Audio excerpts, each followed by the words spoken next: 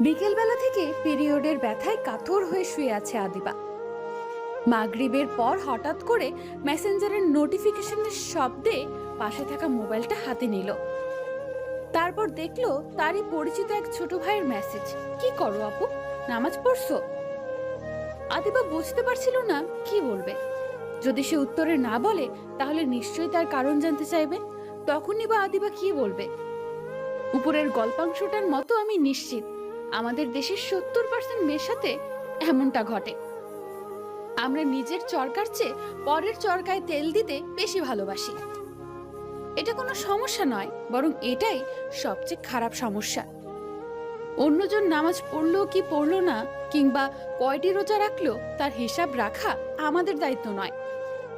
বরং নিজ নিজ ধর্মের আদেশ কার্য পালনের পাশাপাশি অন্যের মাঝে ইসলামের পথে আসার দাওয়াত প্রচার করাই আমাদের দায়িত্ব।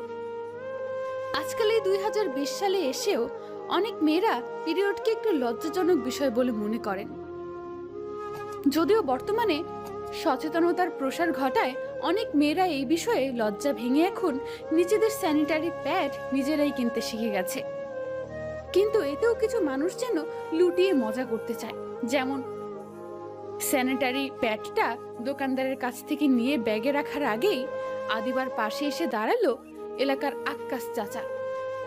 তার বিকট দাঁতগুলো দেখিয়ে বলতে লাগলো আদিবাকে, ফার্মেসিতে কি নিতে আসছো? আদিবার হাতে প্যাকেটটা দেখিয়ে বললেন, এত বড় প্যাকেটে কইরা কি নিলা ভাতিজি? এই ঘটনায় মুনমুনের নিশ্চুপ হয়ে বেরিয়ে আসা ছাড়া আর কোনো পরিণতি নেই। একটা ছেলে কন্ডম কিনতে গেলে আজকাল যতটুকুনি না গোপনীয়তা দেখায়, মেয়েরা স্যানিটারি প্যাড কিনতে গেলে তার চেয়ে বেশি লজ্জা বোধ করে।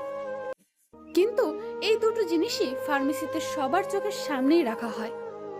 এই দুটো জিনিসই সবার প্রয়োজনীয় জিনিস। প্রয়োজনীয় জিনিস লজ্জার কারণ হতে পারে না কখনো।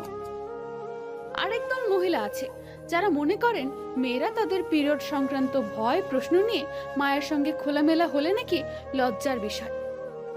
আরে ভাই, আপনার কিশোরী মেয়ে ব্যক্তিগত সমস্যার শিকার হলে তো আপনাকেই প্রথমে জানাবে, নয়তো কি পাশের বাড়ির আন্টিকে জানাবে? মেয়েরাই তো মেয়েদের সর্বপ্রথম বন্ধু হয়ে উঠবে। মা যেভাবে শিখিয়ে দেবে মেয়েরা সেইভাবেই নিজেদের যত্ন নেবে। আপনার মেয়ে আপনার কাছে শিখতে না পারলে কার কাছে শিখতে যাবে? প্রত্যেক নারীদের উদ্দেশ্যে বলছি, আপনি নারী, আপনি বেঁচে থাকতে শিখুন নিজের শক্তিতে, অন্যের অধীনে নয়। আপনার প্রতি কার কি মনোভাব তা দেখবেন না, বরং নিজের গতিতে এগিয়ে চলুন। জয় আপনারই হবে।